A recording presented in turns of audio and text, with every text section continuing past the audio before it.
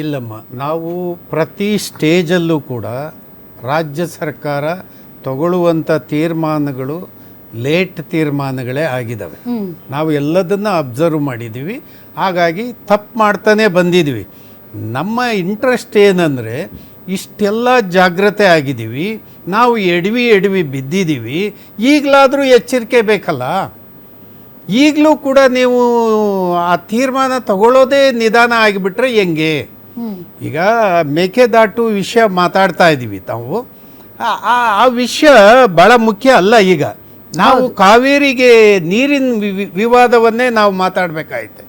ಯಾಕೆ ಅಂದರೆ ಪಕ್ಕದ YS ರಾಜಶೇಖರ ರೆಡ್ಡಿ ಅಂತ ಹೇಳಿ ಹಿಂದೆ ಚೀಫ್ ಮಿನಿಸ್ಟರ್ ಇದ್ದರು ಆಂಧ್ರದಲ್ಲಿ.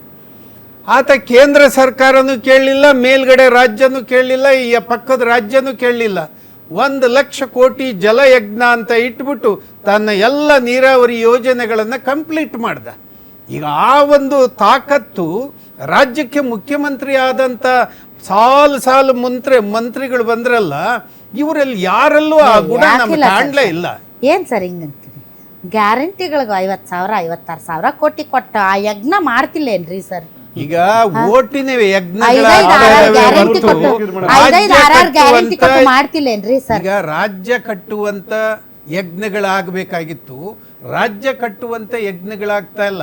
ನೀವು ಓಟಿನ ಗ್ಯಾರಂಟಿ ಇತ್ಯಾದಿಗಳನ್ನ ನೀವು ಏನ್ ಬೇಕಾದ್ರೂ ನೀರಾವರಿ ಅಂದ್ರೆ ಸರ್ ಅದು ಮುಂದಿನ ಭವಿಷ್ಯದ್ದು. ಈಗ ಹಾಕಿ ಈಗ ತೆಗಿಬೇಕಂದ್ರೆ ಅವು ಗ್ಯಾರಂಟಿಗಳು. ಈಗ ಅದು ಸರಿ, ನೀವು ಪವರ್ ಪಾಲಿಟಿಕ್ಸ್ ಅಲ್ಲಿ ಆ ಸ್ಟ್ರಾಟಜಿಗಳು ಏನಿದಾವೋ ನೀವು ಮಾಡಿಯಪ್ಪ, ನಾವೇನೋ ಅದನ್ನು ಅಡ್ಡಗಟ್ಟೋದಕ್ಕೆ ಬಂದಿಲ್ಲ. ಆದರೆ ಇಂಥ ವಿಷಯಗಳು ಬಂದಾಗ ನೀವೇನು ಮಾಡಬೇಕು?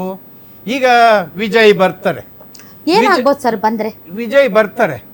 ವಿಜಯ್ ಬಂದರೆ ಈಗೇನು ಈಗ ಕೇಂದ್ರದ ನೀರಾವರಿ ಸಮಿತಿಗಳು ಏನು ತೀರ್ಮಾನ ಹೇಳಿದ್ದಾರೆ ಅದನ್ನು ಈಗ ಕೈ ಬಿಟ್ಬಿಡಿ, ಈಗ ನಾವು ನೀವು ಕುಂತು ಮಾತಾಡಿ ತೀರ್ಮಾನ ಮಾಡ್ಕೊಳ್ಳೋಣ ಅಂತ ಬರ್ತಾರೋ ಅಥವಾ ಅದೇ ವಾದವನ್ನು ಮುಂದುವರಿಸ್ತಾರೋ?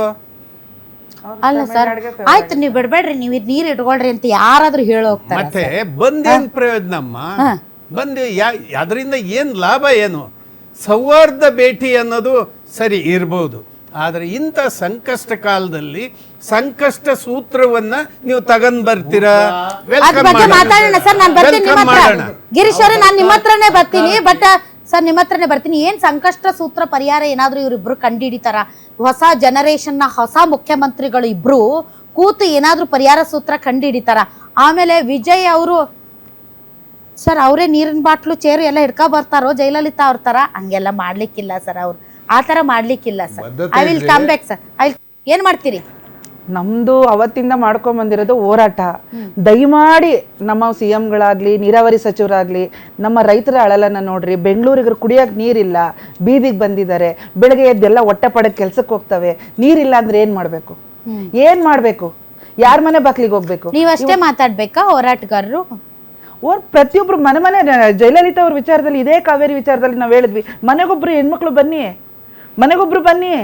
ನೀರ್ ಕುಡಿಯೋದಿಲ್ವಾ? ಬನ್ನಿ, ನಿಮ್ದು ಹಕ್ಕಿದೆ. ಇವತ್ತು ನಾವು 5 ಜನನೋ 10 ಜನನೋ 500 ಜನ ಮೇಡಮ್, ನೀವು ಒಳ್ಳೆ ಹೋದ್ರೆ ಸಂಜೆ ಬರ್ಬೇಕು. ಅವತ್ತು ನೇರವಾಗಿ ಹೇಳಿದ್ ಹೋರಾಟಗಾರರು ಇರುತ್ತೆ ಮೇಡಮ್. ನಮ್ಮದು ಕೂಡ ಸಾಕಷ್ಟು, ನಮಗೂ ಕೂಡ ಕುಟುಂಬ ಇದೆ, ನಾವು ಕೂಡ ಬಂದು ಬೀದಿಗಿಳಿದಿದ್ದೀವಲ್ಲ. ನೀವು ಬನ್ನಿ, ನೀರ್ ಬೇಕಂದ್ರೆ ಬನ್ನಿ. ಇವತ್ತು ನೀವೇನೋ ಸರ್ಕಾರಕ್ಕೆ ಎಚ್ಚರಿಕೆ ಗಂಟೆನ ಹೊಡಿತೀರೋ, ಇವತ್ತು ಮುಂದಕ್ಕೆ ನಿಮಗೆ ಒಳ್ಳೆ ದಾರಿ ಆಗುತ್ತೆ. ಬೆಳಗ್ಗೆ ಎದ್ದು ನಾನಾ ಕಷ್ಟಗಳು ಎಲ್ಲರಿಗೂ ಇದಾವೆ. ಬನ್ನಿ, ನೀರಿಗೋಸ್ಕರ ಬನ್ನಿ, ಒಂದನಿ ನೀರಿಗೋಸ್ಕರ ಬನ್ನಿ, ಕಾವೇರಿ ತಾಯಿಗೋಸ್ಕರ ಬನ್ನಿ. ಇವತ್ತು ಆಕೆ ನೋವು ತಿಂತಾ ಇದ್ದಾಳೆ. ನಮ್ಮವ್ರಿಗಿಲ್ಲ, ನಮ್ಮ ರೈತರಿಗಿಲ್ಲ ನೀರು, ನಮ್ಮವ್ರಿಗಿಲ್ಲ ಕುಡಿಯಕ್ಕೆ. ಇವತ್ತೆಲ್ಲೋ ಹರ್ಕೊಂಡು ಹೋಗ್ತಿದ್ದಾಳೆ, ಯಾರೋ ಬಳಸ್ಕೊತಾ ಇದ್ದಾರೆ, ಇಲ್ಲ ಸಮುದ್ರಕ್ಕೆ ಬಿಡ್ತಾ ಇದ್ದಾರೆ ಅವರು. ಅಂತ ಘಟನೆಗಳು ಎಷ್ಟೋ ನಡೆದಿದೆ. ಸರಿ, ಅಂತ ಘಟನೆಗಳು ಎಷ್ಟೋ ನಡೆದಿದೆ. ಗಿರೀಶ್ ಅವರೇ, ಈಗ ನಮ್ಮ ಹತ್ರ ಇರೋದೆಷ್ಟು ಸರ್? 14 TMC ನೀರು. 14 TMC ನೀರು. 1 ನಿಮಿಷ ಸರ್. ಇದ್ರಾಗ ಈಗ 3 TMC ಬಿಡ್ಬೇಕಂತ ಹೇಳಿದ್ರೆ 4 TMC ಉಳಿದಿದ್ದು 10 TMC. ಮಳೆ ಬರಲಿಲ್ಲ ಅಂದ್ರೆ ಸರ್, ಇದ 10 TMC ಡೆಡ್ ಸ್ಟೋರೇಜ್ 5 ಅಂದ್ರೆ 5 ನೆಕ್ಸ್ಟ್ ಮಂತ್ ಆಗಸ್ಟ್ಗೆ ಮತ್ತೆ ಅವ್ರಿಗೆ ಬಿಡ್ಬೇಕು. ಹೌದಲ್ಲ ಸರ್? ಮತ್ತೆ ನಮ್ಮ ನೀರು ನಮ್ಮ ಪಾಲಿನ ನೀರು ಇದುವರೆಗೂ ತಾವು ಚರ್ಚೆ ಮಾಡ್ತಾ ಇರೋದು ಏನಂತಂದ್ರೆ ಅವ್ರು ನಮ್ಮ ಕೊಡ್ಬೇಕು ಅಂತ ಈಗ ಪ್ರಾಧಿಕಾರ ಆಗಿರ್ಬೋದು ನಿರ್ವಹಣಾ ಮಂಡಳಿ ಆಗಿರ್ಬೋದು ಯಾರು ಸಹ ನಮಗೆ ನಮ್ಮ ಪಾಲು ಏನು ನಿಮ್ಮ ಪಾಲು ಬಳಸ್ಕೊಂಡಿಲ್ವಾ ಏನಾಗ ಅದಕ್ಕೆ ನಾನು ಹೇಳಿದ್ ನಿಮ್ಗೆ ತಮಿಳ್ನಾಡಿನ ತಜ್ಞರ ಬರಬೇಕು ದೆಹಲಿಯಿಂದಾದ್ರೂ ಬರಬೇಕು. ಬಿಟ್ಟು ಬಿಡ್ರಿ ನಮ್ಮ ರೈತರಿಗೆ ಸರ್, ಬಿಟ್ಟು ಬಿಡ್ರಿ ನಮ್ಮ ರೈತರು, ನಮ್ಮ ಪಾಲಿಂದ ನಮ್ಮ ರೈತರಿಗೆ ಬಿಟ್ಟು ಬಿಡ್ರಿ, ನಮ್ಮ ಪಾಲಿಂದ ನಮ್ಮ ರೈತರಿಗೆ ಬಿಟ್ಟು ಬಿಡ್ರಿ, ಅವ್ರ ಪಾಲಿಂದ ಅವ್ರಿಗೆ ಕೊಟ್ಟು ಬಿಡ್ರಿ, ನಾಳೆ ಬರದು ಮಾಡ್ಬಿಡೋಣ. ನಮ್ಮ ಪಾಲ್ದು ಅವಾಗ ಕೊಡಕ್ಕೆ ಎಲ್ಲಿರುತ್ತೆ ಸರ್ ನೀರು ಅವರಿಗೆ? ಅಂದ್ರೆ ನಾವು ಕೊಡಕ್ಕೆ ಇಟ್ಕೊಂಡಿರ್ಬೇಕು ನೀರು. 2 ಪ್ಲೇಟ್ ಅನ್ನ ಇಬ್ರಿಗೂ ಅನ್ನ ಸಾರು ಕೊಡ್ತಾರೆ. ನನ್ನ ಪ್ಲೇಟ್ ಅನ್ನ ಸಾರು ಇಟ್ಕೊಂಡಿರ್ತೀನಿ, ನಿಮ್ ಪ್ಲೇಟ್ ರೋಡಿಗೆ ಬಿಸಾಕ್ಬಿಡ್ತೀರ ನೀವು ಅನ್ನ ನನ್ನ ಹತ್ರ ಅನ್ನ ಸಾರು ರೋಡಿಗೆ ಬಿಸಾಕಿದ್ದೀನಿ, ಅವ್ರ ಕೈಲಿ ಅನ್ನ ಇದೆ ಅದ್ರಲ್ಲಿ ಪಾಲ್ ಕೊಡಿ ಅಂತ ಕೇಳಿದ್ರೆ ಎಷ್ಟು ಧರ್ಮ ನಿಮ್ದು? ಎಷ್ಟು ಧರ್ಮ? ಅದೇ ರೀತಿ ಅದನ್ನ ಆಗ್ತಾ ಇರೋದು. ಬಿಡೋ ನೀರನ್ನೆಲ್ಲ ಸಮುದ್ರಕ್ಕೆ ಬಿಡ್ತೀರಾ, ನಾವೇನ ನಿಮ್ಗೆ ಡ್ಯಾಮ್ ಕಟ್ಟಬೇಡಿ ಅಣೆಕಟ್ಟು ಕಟ್ಟಬೇಡಿ ಅಂತ ನಿಮ್ಗೆ ಹೇಳಿದೀವಾ? ತಮಿಳ್ನಾಡವ್ರಿಗೆ ಯಾರಿಗಾರು ಅಣೆಕಟ್ಟು ಕಟ್ಟಬೇಡಿ ಅಂತ ಹೇಳಿದ್ವಾ? ನೀವು ಅಣೆಕಟ್ಟು ಕಟ್ಟಿದ್ರಲ್ಲ, ನೀವೇನಂತ ಹೇಳ್ಬಿಟ್ಟು ಅರ್ಜಿ ಕೊಟ್ಟಿದ್ದೀರಿ, ಕುಡಿಯೋ ನೀರು ಬಳಸ್ಕೊಳ್ತೀವಿ ಅಂತ ಹೇಳಿದ್ರಿ. 4ರಿಂದ 5 ಜಿಲ್ಲೆಗೆ ನೀವು ರೈತರಿಗೆ ನೀರು ಕೊಡ್ತಾ ಇದ್ದೀರಲ್ವಾ? ನಾವು ಯಾರಾದ್ರೂ ಕೇಳಿದ್ವಾ? ರೈತರು ಕೊಡ್ತಾ ಇರ್ತಕ್ಕಂಥ ನೀರು ಪ್ರಕೃತಿಯಲ್ಲಿ ಬೆಳೆದ ಉತ್ಪತ್ತಿ ಆಗ್ತಕ್ಕಂಥ ನೀರನ್ನ ನಾವ್ಯಾರು ಕೇಳೋದಕ್ಕೆ? ಕುಡಿಯೋದಕ್ಕೆ ಮತ್ತು ರೈತರು ಸಹ ದೇಶದ ಬೆನ್ನೆಲುಬು ಅಂತೇಳಿ ಸುಮ್ಮನೆ ಇದ್ದೀವಿ. ವಿನಾಕಾರಣ ಪ್ರತಿ ಸಾರಿ ನೀವು ಇವತ್ತು ಸಹ ನಾನು ಹೇಳ್ತಾ ಇರೋದು ಏನಂತಂದರೆ, ವಿರೋಧ ಪಕ್ಷಗಳು ನಿಷ್ಕ್ರಿಯವಾಗಿರೋದ್ರಿಂದ ವಿರೋಧ ಪಕ್ಷ ಹೇಳಬೇಕು ಆಡಳಿತ ಪಕ್ಷಕ್ಕೆ, ನಾವು ಬೆನ್ನ ನಿಲ್ತೀವಿ, ಬನ್ನಿ ಕೇಂದ್ರ ಸರ್ಕಾರಕ್ಕೆ ಹೋಗೋಣ, ಮಧ್ಯಸ್ಥಿಕೆ ವಹಿಸಕ್ಕೆ ಹೇಳೋಣ. ಇಲ್ವಾ? ನಾವು ನಿಮಗೆ ಬೆಂಬಲ ಕೊಟ್ಟಿದ್ದೀವಲ್ಲ, ತಮಿಳುನಾಡು ಸರ್ಕಾರಕ್ಕೆ ಬೆಂಬಲ ಕೊಟ್ಟಿದ್ದೀವಲ್ಲ, ವಾಪಸ್ ತಗೋಬೇಕಾ? ನಿಮ್ಮ ಜೊತೆ ಇರಬೇಕಾ? ನಮ್ಮ ರಾಜ್ಯದ ಜನತೆಗೆ ಏನು ಹೇಳಬೇಕು? ನಿಮ್ಮ ಜೊತೆ ಬರಬೇಕಂದ್ರೆ ನೀವು ದಯಮಾಡಿ ನಿಮ್ಮ ರಾಜ್ಯದ ಜನಕ್ಕೆ ಕೇಳಿ. ಅವ್ರಿಗೆ ನೀವು 5 ಜನ ಏನು ಬೇಕಾಗಿರಲಿಲ್ಲ ಬಿಡ್ರಿ ಸರ್, ಬೇಡ ಅವ್ರಿಗೇನು ಬೇಕಾಗಿರಲಿಲ್ಲ. ಜೋಸೆಫ್ ವಿಜಯ್ ಸರ್ಕಾರ ಇವರಿಂದ ಈ ನಾಡಿನ ಜನತೆ ಬಗ್ಗೆ ನಾಡಿನ ಮಿಡಿತದಲ್ಲಿ ನಿಮ್ಗೆ ಏನಾದ್ರು ಸ್ವಲ್ಪ ಆದ್ರೂ ಕ್ಯೂ ರಕ್ತ ಅಂತ ಇದ್ರೆ ನೀವು ಅವ್ರನ್ನ ಕಿತ್ಕೊಂಡು ವಾಪಸ್ ಆಚೆ ಬನ್ನಿ. ನೀವು ಪಾಯಿಂಟ್ ಕರೆಕ್ಟ್ ಇದೆ ಸರ್. ನಮಗೆ ಅಲಾಟೆಡ್ ಅಥವಾ ನಮಗೆ ಇರುವಂತ ನೀರನ್ನ ನಾವು ಬಳಸ್ಕೊಳ್ಳಂಗೆ ಇಲ್ಲ, ಬರೀ ಅವ್ರು ಕೊಡಕ್ಕೆ ಇಟ್ಕೋಬೇಕಾ? ನಾವು ವಿಷ ಕುಡಿದು ಅವ್ರಿಗೆ ಅಮೃತ ಕೊಡಕ್ಕಾಗುತ್ತೆ? ಅದೇನ್ ಸರ್? ಅಂದ್ರೆ ನೀವು ಎಲ್ಲಾ ಸ್ಟೇಟ್ಗಳಿಗೂ ನಿಮ್ಗೆ ಇಂತಿಷ್ಟು ನೀರ್ ಅಂತ ನೀವು ಅಲೋಕೇಟ್ ಮಾಡಿದ್ದೀರಾ, ಹೌದಾ ಸರ್? ಹೌದು. ಸೊ ನಮ್ ನೀರನ್ನ ನಾವು ಬಳಸಂಗೇ ಇಲ್ಲ. ನಮ್ಮ ಪಾಲಲ್ಲಿ ನಮ್ಮ ಪಾಲ್ ಬಗ್ಗೆ ಮಾತಾಡೋದಿಲ್ಲ, ನಮ್ಮ ಪಾಲ್ ಬಗ್ಗೆ ಮಾತಾಡೋದಿಲ್ಲ.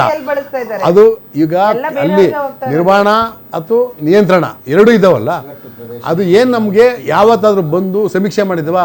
ಇದೊಂದೇ ವಿಚಾರ ಅಲ್ಲ, 13 ವರ್ಷ ಆಯ್ತು ಮಹದಾಯಿ ಇದು ನಮ್ಮ ಪರವಾಗಿ 8 TMC ನೀರು ಬಳಸ್ಕೋಬೇಕಂತೇಳಿ ಕಾಮಗಾರಿ ಮಾಡಿದಾರೆ. ಯಾವ್ದಾರ ಮುಖ್ಯಮಂತ್ರಿ ಮಾಡಿದಾರ? ಮಹದಾಯಿ ಬಗ್ಗೆ ಗಮನ ಕೊಟ್ಟಿದ್ದಾರ? 8 TMC ನೀರನ್ನ ಕುಡಿಯೋದಕ್ಕೆ ಬಳಸ್ಕೋಬಹುದು ಮಹದಾಯಿನಲ್ಲಿ ಅಂತ ಹೇಳಿದೆ. ಅಣೆಕಟ್ಟು ಕಟ್ಟಲಿಕ್ಕೆ ಕಣ್ಕುಂಬಿ ತಡೆಗೋಡೆ ಹೊಡೆಯೋದಕ್ಕೆಲ್ಲ ಹೋಗಿದ್ದು ಕಣ್ಕುಂಬಿದಲ್ಲಿ ಕಟ್ಟಿ ಅಂತೇಳಿ ಕಾಮಗಾರಿ ಅರ್ಧಂಬರ್ಧ ಮಾಡಿದ್ರೆ, ಆವಾಗೂ ಸಹ ಗೋವಾದವ್ರು ಬರ್ತಾರೆ, ಅಲ್ಲಿಂದ ಬಂದು ಇಲ್ಲಿ ಸಮೀಕ್ಷೆ ಮಾಡೋಕೆ ಕಾಮಗಾರಿ ಬಗ್ಗೆ. ಅವಾಗ ನಮ್ಮ ಜಿಲ್ಲಾಡಳಿತ ಮತ್ತು ನಮ್ಮ ಸರ್ಕಾರಗಳವ್ರಿಗೆ ಬಂದು ನೋಡ್ಕೊಂಡು ಹೋಗೋದಕ್ಕೆ ಬಿಟ್ಬಿಡ್ತಾರೆ. ಮತ್ತು ಇಲ್ಲಿ 5 ಕೋಟಿ ನೀಲಿ ನಕ್ಷೆಗೆ ಇಟ್ಟಿದ್ದೀವಿ ಅಂತ ಸಿದ್ದರಾಮಯ್ಯನವ್ರು ಮುಖ್ಯಮಂತ್ರಿ ಆಗಿದ್ದಾಗ ಹೇಳಿದ್ರಲ್ಲ, ಯಾರ ಹಣ ಅದು? ಆ ಹಣ 5 ಕೋಟಿ ಹಣ ಎಲ್ಲೋಯ್ತು? ಇಲ್ಲಿ ತಮಗೆ ಗೊತ್ತು.